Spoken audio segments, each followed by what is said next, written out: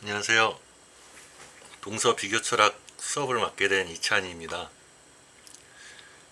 첫 수업을 온라인으로 이렇게 시작하게 됐네요. 첫 시간이니까 좀 이제 철학의 어떤 근본적인 의미와 관련해서 이제 동서 비교 철학과 어떤 연관이 있는지를 중심으로 한번 좀 얘기를 시작해 보겠습니다. 일단 수업 안내를 드리자면은 우리 오프라인 수업 때도 수업 안내를 드릴 거지만 그 오프라인 수업을 월요일에 하고 그 플립 수업이라고 하네요. 이거를 이제 동영상 녹화를 사전에 하잖아요. 그래서 이제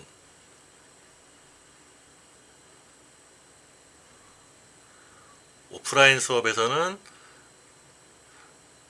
본격적인 비교를 위해서 좀 동양 철학과 서양 철학의 어떤 흐름을 좀 보면서 이제 동양과 서양의 철학의 이제 비교점들을 이제 살펴볼 거고요.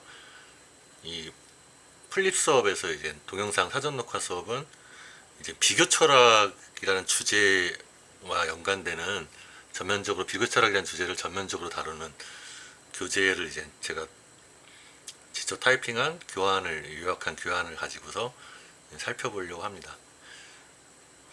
이제 수업 진행 방식이나 평가 관련해서는 이제 오프라인 시간에 좀 말씀드릴게요. 그래서 이제 오프라인 수업 때 교환하고 동서 비교 철학 이제 본격적인 주제와 관련된 수업하고 교환이 달라요. 교환이 두 가지를 다 제가 올릴 겁니다. 그래서 이거는 이제 동서 비교 철학의 교환이고요. 그래서 첫 시간에 오프라인 때도 좀 다시 말씀드릴 테지만 이제 철학 수업이잖아요. 근데 이제 여러분들이 이제 예전 학기에도 동서 비교 철학 수업을 했었는데 우리 성균관대 동양학부 동양철학과 전공 수업인데도 여러분들이 동양철학 전공인데도 사실은 대학원에서 계속 철학을 지속해서 이제 대학원까지 관련 학생들은 되게 드물더라고요. 아무래도 이제 먹고 사는 게 중요하죠.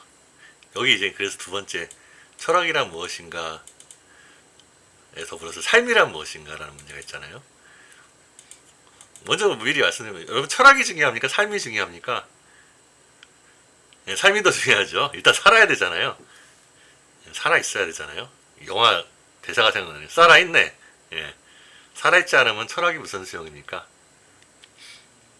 예. 그러니까 이제 여러분들도 철학과 대학원을 선택하는 것보다는 졸업 후에 이제 삶을 위한 선택을 하신 거라고 봐야죠. 현명한 선택이고 더 본질적인 선택이죠. 어쨌든 그래도 이제 교과 과정으로서 이 동서 비교 철학 수업을 듣는데 제가 좀 욕심을 부리는 거는 이런 철학 자체의 이해라던가 이제 철학의 의미에 대한 고찰 뿐만이 아니라 결국은 이 여러분들의 삶에도 철학, 특히 또 이제 동서 비교 철학이 삶에 어떤 도움을 줄 수 있을지를, 그러니까 삶에 도움을 준다는 건 삶에는 되게 어려움이 많잖아요. 삶에는 어떤 고통이나 이런 고난이냐 시련, 어려움, 인생은 고라고 하는 불교의 이제 가르침도 있지만 그 고통을 극복하고 교환에도 말했지만 삶을 즐겁고 행복하고 삶을 극복한 용기를 주는데 철학, 특히 이제 동서 비교 철학이 어떤 역할을 했을지를 좀 같이 얘기하고 싶은 욕심입니다. 우선 이제 철학이란 무엇인가? 도대체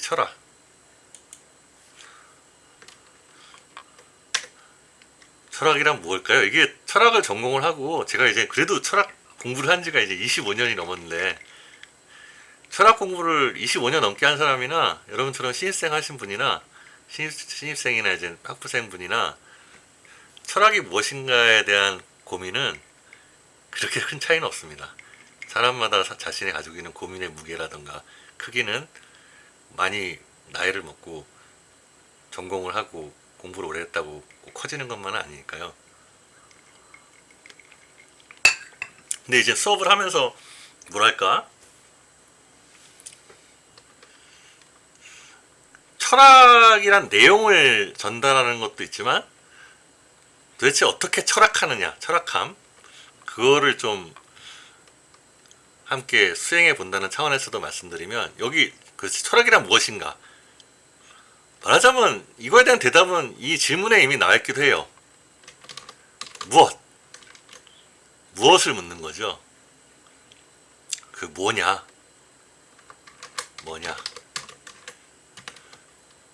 그 뭐냐를 묻는 거는 뭐겠어요? 대상이겠죠. 그럼 이제 그 대상은 일단 우리 눈앞에 이제 세계가 보이죠. 세계가 보이고, 세상이 보이고, 우주가 보이고, 우주, 자연이라고도 하죠. 자연도 보이고, 게다가 이런 물리적인, 물리적인 것만 보이는 게 아니라 물질도 보이지만 또 우리 앞에 인간이 보이잖아요. 인간이 보이죠. 그 말은 인간의 사회도 본다는 거, 사회에 대해서 다루는 거고, 대상에 대한 탐구이기도 해요. 사회를 다루고, 또 사회뿐만 아니라 사회에서는 또 가치의 차원에서, 그러니까 지금까지는 이제 사실을 얘기했는데 가치를 다루기도 하죠. 가치를 다루면 이제 이거는 도덕이 될 수도 있고, 도덕, 윤리라고도 하고, 이런 것들이 이제 철학의 대상일 수가 있는 거예요. 말하자면 이제 이거는 그 대상을 다룬다는 거는 존재를 다룬다는 거기도 합니다. 그래서 이제 보통 철학의 영역이 존재론이라고도 하죠. 또 존재가 모든 것을 포괄하는 만큼 이 존재에는 뭐가 있느냐? 이 존재를 우리가 무엇인지 이해하니까 철학의 영역은 이제 철학이 다른 건 인식론일 수도 있어요. 무엇을 알에 대해서 어떻게 아느냐, 무엇을 알고 어떻게 아느냐, 알에 대해서 말할 수도 있죠. 아까 또 가치와 도덕 말한 것처럼 윤리학이라는 이제 아니면 도덕 철학 이렇게 부르기도 해요. 다시 또 이제 존재에 대한 물음은 보이는 존재뿐만 아니라 보이지 않는 존재까지 말하기 때문에 보이지 않는 존재에 대한 철학의 알면 대해서 형이상학이기도 합니다. 그래서 보통 크게는 존재론과 인식론, 윤리학, 도덕철학으로 나뉘죠. 우리가 어떻게 보면 형이상학에 있어서는 따로 좀 말하자면 신학 아니면 종교철학, 이것도 이제 철학의 대상일 수도 있어요. 그래서 철학은 이런 것들을 다루죠. 근데 이제 이거는 이제 대상인데, 그러면 이것을 철학은 말하자면 이제 우리 이제 유명한 말이 소크라테스가 한 말 많이 들어보셨죠? 나는 내가 모른다는 것을 안다. 나는 이 말이 사실 철학에 대해서 많은 것을 말해주고 있습니다. 말하자면 이거는 질문이겠죠. 의문. 사실 의문을 통해서 이제 물음을 뭐 같은 말이지만 물음을 통해서 무엇으로 나가기도 해요. 방금 아까 말한 뭐냐라는 이해와 대답으로 나가기도 해요. 근데 그러면 이거 안다고 할 때, 그러면 내가 모른다는 거, 질문을 한다는 거는 간단하게 육하 원칙을 생각하실 수가 있어요.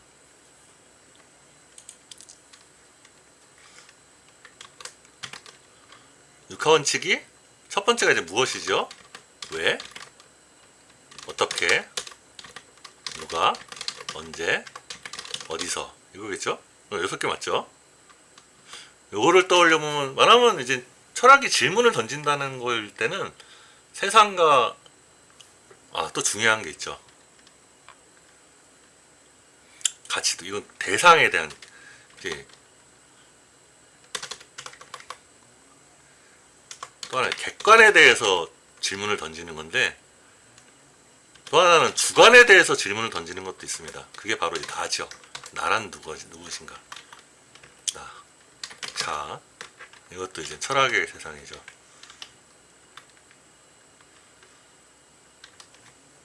그래서 이제 여기 무엇은 아까 그래도 얘기됐죠. 또 나에 대해서, 그러니까 누구에 대한 질문이냐 이런 얘기도 될 수 있고, 왜 그러냐? 왜부터 얘기해 볼까요? 왜? 철학의 질문 중 하나는 왜입니다.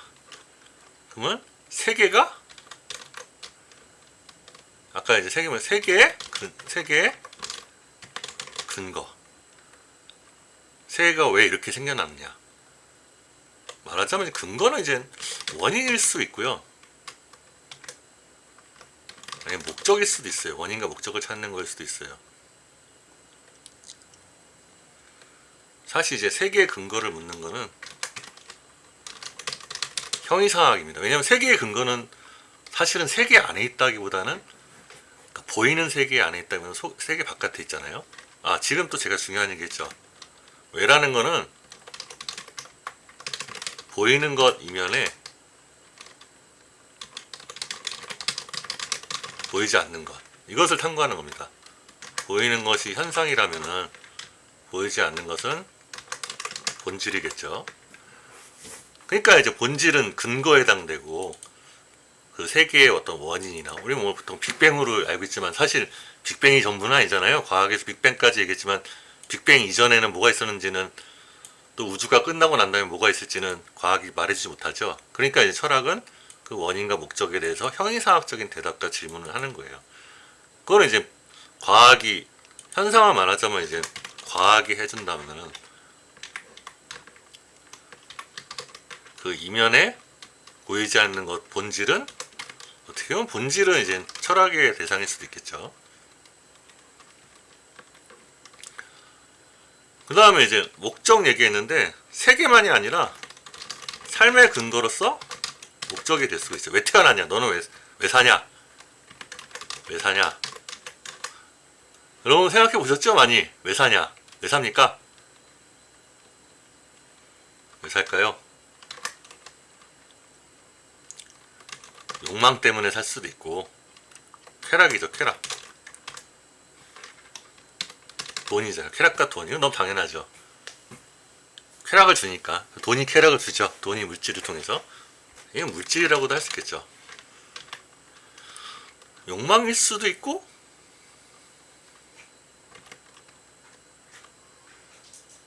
행복이라고 할 수도 있고, 욕망과 좀 겹치지만, 대신 이제 행복에는 좀 정신적인 의미가 담겨 있죠. 가치, 의미. 이런 걸 말할 수도 있어요. 또 이제, 우리 보통 홍익인간 하잖아요? 홍익인간이 또 왜 사는가에 대해서 좀 말해주고 있는데, 이 홍익인간이 널리 인간을 유익하게 한다는 건데, 사실은 이제 써줘야 되겠네요. 네. 홍익인간.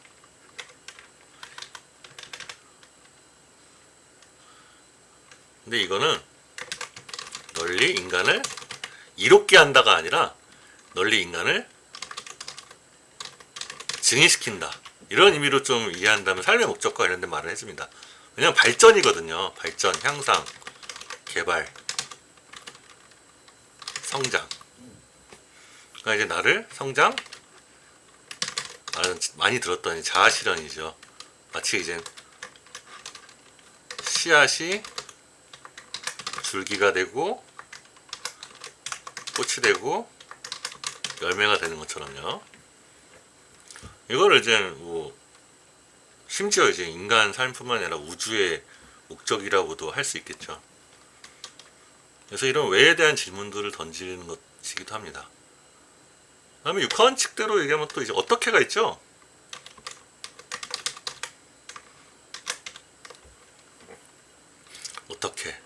어떻게는 사실 어떤 인과관계에 대한 얘기일 수 있어요. 사실은 이제 인과관계는 현대에 들어서 과학이 잘 말해주고 있습니다. 원인과 결과에 대해서는. 근데 이제 인과관계, 철학에 있어서 인과관계라면은 어떤 이제 결정론적인, 과학을 말하자면 이제 인과관계죠. 왜냐하면은 결정론적 인과관계는 수학에 의해서 수량화가 돼야 되니까요. 근데 이제 철학에 있어서 인과관계는 맥락적 인과관계라고 할까요?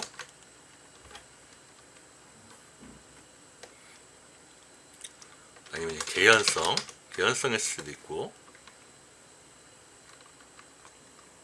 아니면 이제 결정론적인 게 아니라 필연성일 수도 있습니다. 아니면 보편성, 과학적 보편성은 좀 다릅니다. 네. 형이상학적인 보편성이라고 해야 되겠죠. 어떤 사회적 보편성이나 상징적인 의미의 보편성이나 이런 것들을 좀 말할 수 있습니다. 또 어떤 면에서 이제 구조와 체계를 말할 수도 있어요. 어떤 이제 인과관계나 연관관계를 맺는 연결이죠. 그런 것들이 이제 어떻게 해당할 수 있겠죠. 그 다음에 이제 누가는 이제 주체죠. 주체가 누구냐. 보통 이런 것들은 이제 사회 철학에서도 말할 수 있는데, 권력의 문제, 지배자와 피지배자의 문제, 이런 거에 있어서 누가의 문제가 될 수 있습니다. 아니면 역사의 원동력이라든가, 역사의 원동력, 주도 세력, 계층과 계급이라든가 이런 문제들도 될 수 있죠. 그리고 아까 말했듯이 자아의 문제, 나의 문제가 될 수도 있습니다. 그 다음에 이제 언제, 같이 얘기하죠. 언제, 어디서는 말하자면 이거는 이제 어떻게 보면은 중심적인 문제는 아닌데, 우리가 이제 어떤 철학의 대상을 잘 이해하기 위해서는 배경, 환경, 역사적 맥락, 이런 것들을 바라보는 걸 수도 있겠습니다. 그래서 일단은 철학이란 무엇인가 할 때 이런 질문에 대한 대상들이 이제 철학의 이제 대상이라고 할 수 있어요. 말하자면 육하원칙은 철학의 대상을 말하는 겁니다. 어떤 것들을 대상으로 하냐. 근데 이렇게만 얘기하면 너무 철학이 삶에 대한 학문처럼만 보이잖아요. 대상이라 삶이니까 무엇에 대해서 이제, 그러니까 질문에 대해서 답하는 건 삶인데,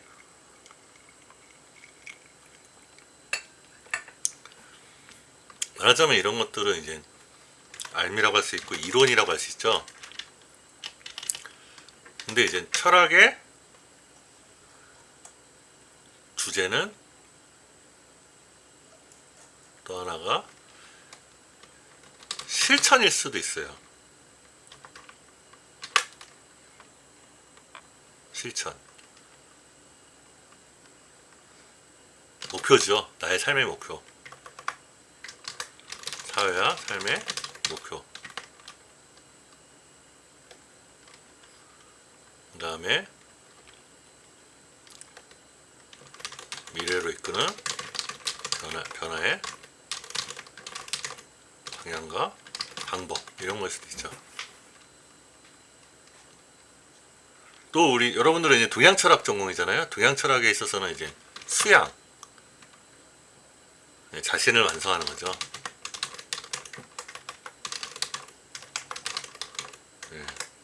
자신을 완성해야 하는 방법의 측면이죠. 사실은 이제 요 어떻게를 다르게 얘기하면은 어떻게 하냐, 이제 이 육하원칙에서 어떻게라는 거에 실천에 대한 질문이 나와 있기도 해요. 이제 방법이 이제 실천이죠. 실천. 이거를 좀 확대해서 좀 강조해서 볼 수도 있는 겁니다. 그래서 이제 어떻게 실천할 거냐에 대한 문제를 철학이라고 할 수도 있어요.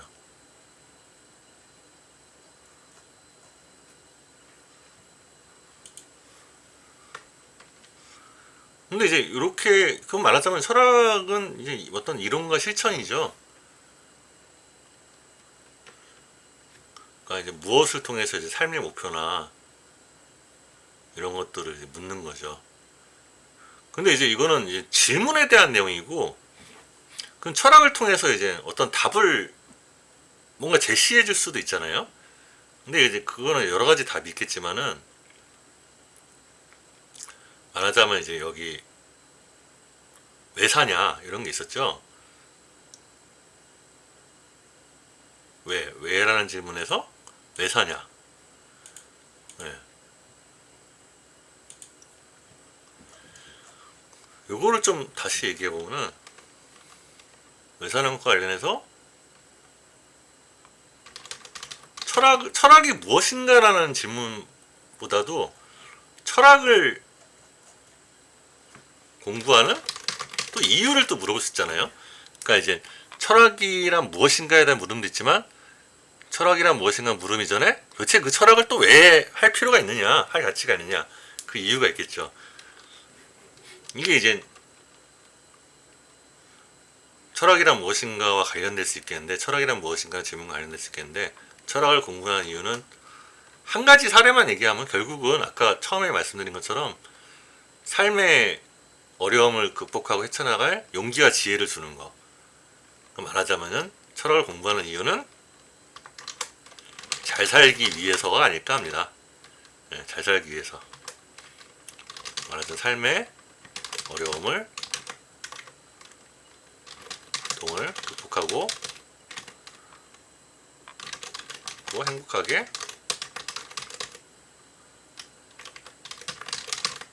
지혜를 이를 얻기 위해서죠. 그러니까 결국은 또 철학을 공부하는 이유는 결국 삶이란 무엇인가, 말하자면 왜 사느냐, 이거와 관련됐죠. 그러니까 여러분이 비록 이제 처음에 서두에 얘기한 것처럼 동양 철학과를 들어왔지만 결국은 살아야 되니까 철학과 박사과정, 석박사과정 올라가면 굶어 죽기 딱 좋고 가난하게 살 수 있을 거고, 뭐 굶어 죽진 않겠지만 가난하게 살 수 있겠죠.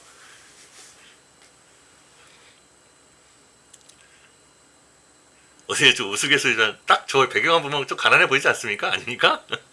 네, 철학 전공한 사람의 삶이 이렇습니다.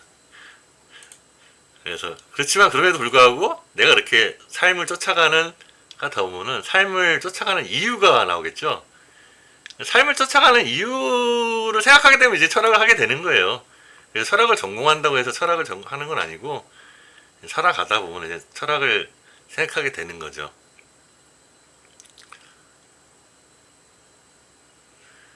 근데 이제 이 삶을 어떻게 하면 잘 살까, 이런 걸 생각하기 위해서는 앞에 말한 육하원칙에서 말한 것들이 좀 도움이 될 수가 있는 거죠. 또 이제 육하원칙에 대한 내용들이, 그에 대한 답변들이 철학인 거고요. 그래서 이제 어떻게 보면 이제 철학을 하는 목적도 어떻게 보면 공부하는 이유, 목적도 좀 얘기를 했고요. 그러면 도대체 이 철학이란 무엇인가? 또 철학을 공부하는 목적이 비교 철학과 무슨 관계가 있을까? 이거에 대해서 한번 좀 생각해 볼 수도 있겠죠. 비교 철학과의 관련. 간단하게 말해서 여러분, 우리 강좌명이 동서 비교 철학이잖아요. 뭐 이렇게 첫 시간부터 뭐 온라인으로 많은 얘기 하는 건 좀 불필요할 것 같고, 이제 다음 주 월요일에 이제 처음으로 뵐 텐데, 만약에 이제 여러분 동양 철학이니까 여러분 동양 철학만 공부하면은 동양 철학만으로도 지혜를 얻을 수 있지만, 말하자면 철학에서는 이제 반쪽짜리 철학이 되는 걸 수도 있는 거예요. 동서 비교 철학. 철학은 동양과 서양이 있지 않습니까? 반쪽짜리. 그러면 동양 철학에서 가진 거는 여러분 이미 그래도 좀 배우셨으니까 아실 거고, 뭐 잠깐만 얘기하면 공자의 사랑, 덕, 인이라던가, 불교에서는 깨달음이라던가, 초연함, 초월, 노자에서야 자연스러움, 무의, 뭐 이런 거 대표적인 거, 뭐 그런 걸로 지혜를 얻을 수 있지만은 대신 서양 철학에서 얻을 수 있는 지혜를 못 얻어요. 이것만 얘기할까요? 서양 철학의 지혜가 뭐가 있을까요? 자, 합리성. 네. 그 다음에 되게 논리적이고 합리죠. 논리, 분석, 과학정신, 이런 것들은 사실은 동양 철학에 부족한 거거든요. 서양 철학에서 이런 것도 얻을 수 있습니다. 또 반면에 서양 철학에서의 그 동양 철학과는 다른 형태의 직관, 형이사, 깨달음, 초월, 초연함, 삶의 태도, 이런 것들을 얻을 수 있는 거죠. 그러니까 이제 비교 철학을 여러분이 공부한다면 부족한 점 반쪽을 이제 얻게 되는 거예요. 큰 거죠. 그리고 중요한 거는 여러분 지금 여러분이 사는 삶이, 여러분 우리 지금 동양에 살고 있지만 동양적 삶을 살고 있습니까? 서양적 삶을 살고 있습니까? 사실 지금 그렇죠. 근대 정신이죠. 지금 우리 대학 제도라던가 이렇게 온라인으로 수업할 수 있는 거, 과학 정신, 이런 것들은 다 서양의 삶을 살고 있죠. 우리 한복 입고 머리 기르고 다 갓 쓰고 살지 않잖아요. 그래 이제 어떻게 보면 삶의 중점, 꼭 중점이라고, 그게 중점이죠. 어떻게 보면 서양의 삶을 살고 있습니다. 그러면서 이제 특히 동양 철학을 전공하는 분들은 비교 철학의 필요성이 더 크다고 봅니다.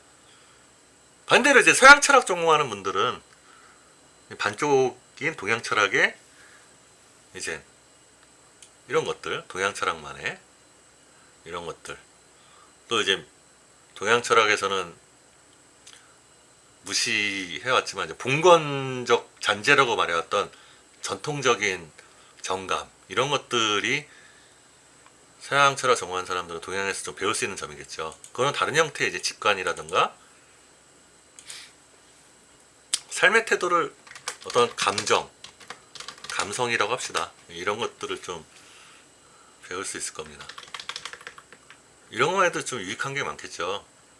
그래서 그런 면에서 좀 비교 철학이 중요할 거고요. 그 다음에 또 하나 얘기할 거는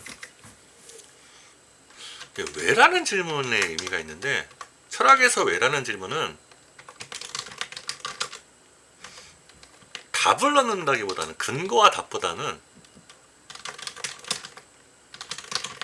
이 전제를 묻는 것이라는 데 의미가 있습니다.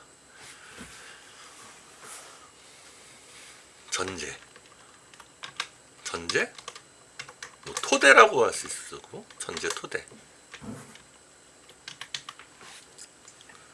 물론 전제, 토대도 본질이거나 이제 근원일 수 있죠. 이건 무슨 말이냐면은, 누군가가 예를 들면은 주장의 잘못은 주장에서 찾아지는 것이 아니라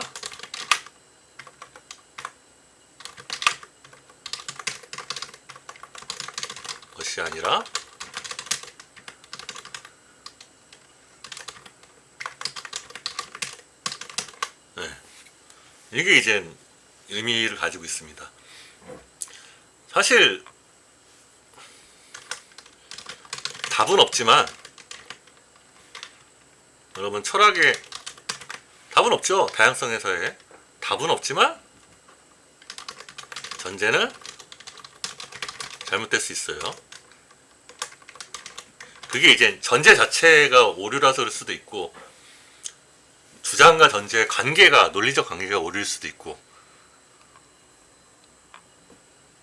몇 가지 그런 다양한 형태가 있을 수 있지만,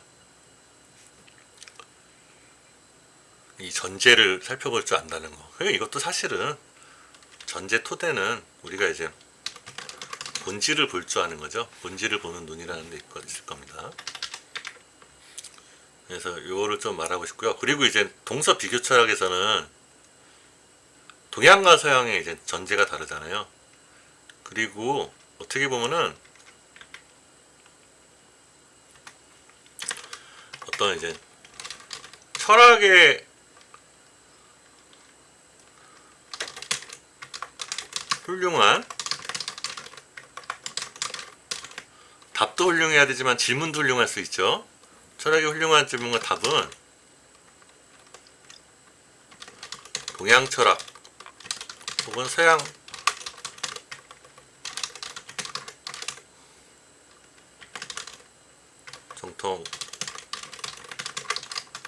전통에서만 나오는 것이 아니라 비교와 융합이죠. 우리 이제 동서 비교 철학은 이제 요즘 많이 얘기하는 융합의 의미도 있어요. 그러니까 비교를 한다는 것은 공통점을 살펴보는 거고 차이점을 살펴가는 거잖아요. 융합을 통해서 얻어질 수 있는 거죠. 공통점에서 보편성을, 차이점에서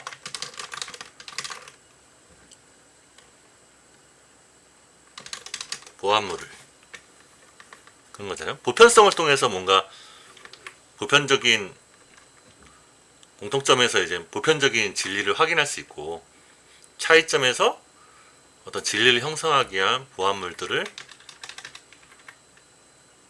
마련할 수 있는 거죠.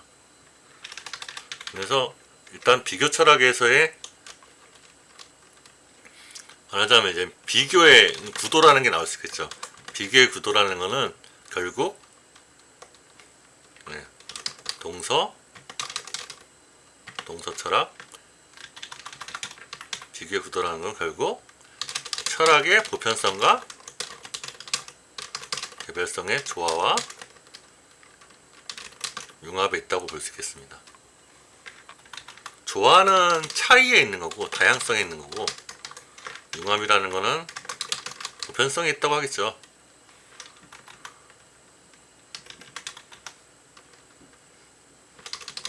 동일성, 보편성. 차이와 다양성을 조화시키고 동일성과 보편성을 융합시키고, 뭐 여기서 좀 조심할 수도 있습니다. 차이와 다양성을 융합 보완할 수도 있는데, 뭐 좋게는 그 차이와 다양성을 서로 보완할 수도 있지만, 또 차이와 다양성을 융합하고 동일화시키는 게 오히려 폭력이 될 수도 있으니까, 뭐 이런 논의들도 있어요. 이것도 좀 생각해 볼 수 있어요. 그래서 이렇게 좀 정리가 될 수 있습니다. 자, 그래서 이제 아까 얘기하던 삶이란 무엇인가? 이거는 뭐 제가 여러분한테 답해 줄 수 있는 건 아니죠. 어떻게 하면 이제 우리 각자 찾아 나가야죠. 왜 사는가라는 거에 대해서는 왜 사는가에 대한 답변이 철학이다.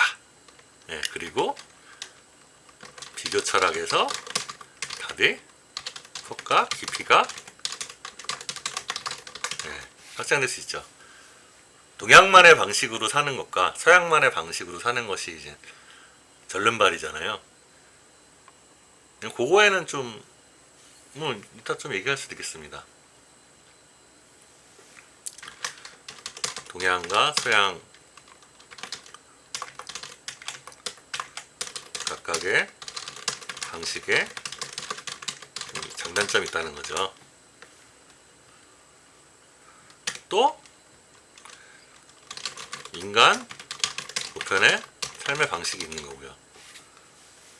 이것도 이제 보편과 개별의 문제죠. 왜 사는가 문제는 좀 간단하지 않아요? 어떻게 보면 뭐 생존, 먹고 사는. 조금 정리해 보죠. 가장 저열한 것부터. 사는 이유는 사는 이유가 있는 게 아니라 살아있으니까 사는 거예요. 살아있으니까 산다. 말하자면 이거는 이제 생존이죠, 생존. 그 다음으로 좀 얘기할 수 있는 게 쾌락이죠. 행복. 쾌락, 행복. 다음으로 얘기할 수 있는 게 아까 말했지만 자아실현이죠.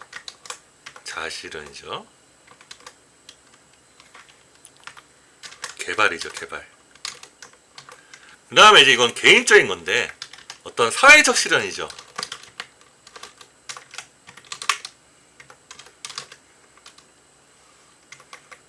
사회적 실천이라고 하죠. 사회적 실천.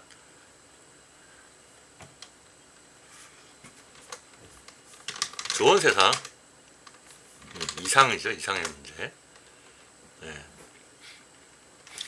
오늘 이제 대표적인 게 요즘 환경 문제가 심각하니까 환경 파괴라든가 생태주의일 수도 있고, 과거에는 이제 뭐 불평등을 없애는 사회, 또 이제 빈곤을 퇴치하는 사회, 여러 가지 이제 올바른 이상을 추구하는 삶이죠. 네. 사회적 실천. 이상뿐만 아니라 현실의 메커니즘을 말하기도 합니다.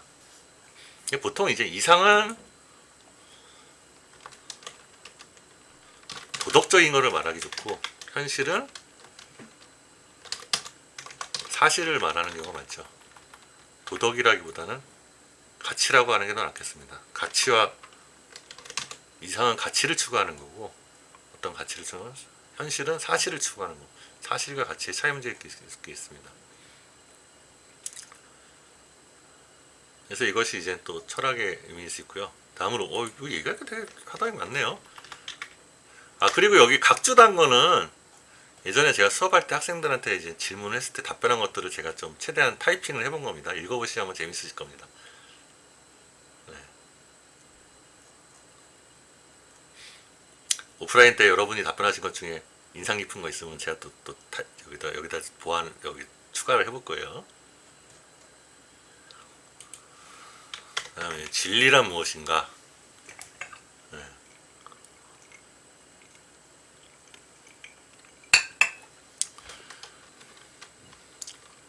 물론 이제 객관적 진리, 사실적 진리야 건조하게, 이건 보통 이제 과학과 철학에서의 인식론에서 말을 해주죠. 인식론, 인식의 방법. 근데 이제 객관적 진리보다는 어떻게 보면 이제 주관적 진리라고 하죠.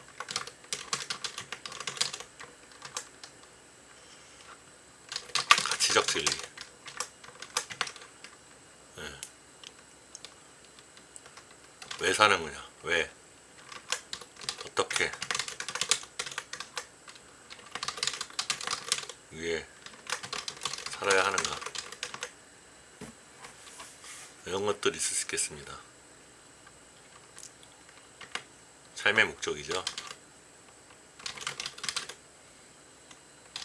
삶의 목적과 이유죠.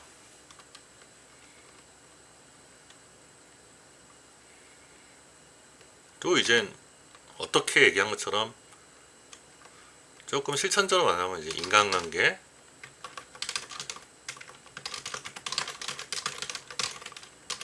기술일 수도 있어요. 운반을 인간 실천적인 거죠.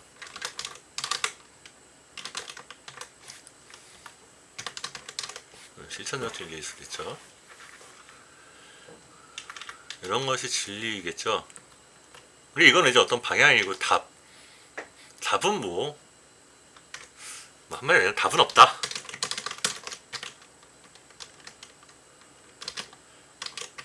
말하자면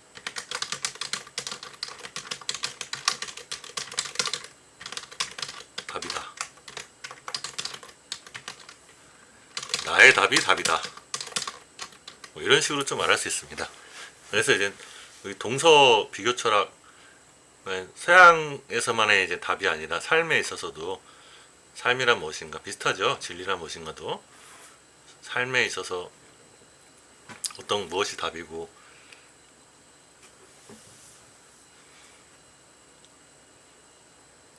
도덕이나 이제 인생에 있어서 무엇이 답인지는 좀 동양 철학이나 서양 철학 둘 중 하나에서만이 말할 수 있는 게 아니라 함께 이제 더불어서 양쪽에서 이제 답을 구해야 될 것 같습니다. 네, 첫 시간에 이거 다 못하고 좀 시간이 남았네요. 네, 이거 다음 시간에 이어서 동서양 철학의 개략적인 비교도 하고 수업 들어가기 전에 그 다음에 이제 철학이 아니라 철학함 이런 거에 대한 고민을 좀 얘기해 보도록 하겠습니다. 네, 오늘 날짜가 0302. 네. 네, 수업 들어주셔서 감사합니다. 수업 시간에 뵙겠습니다. 감사합니다.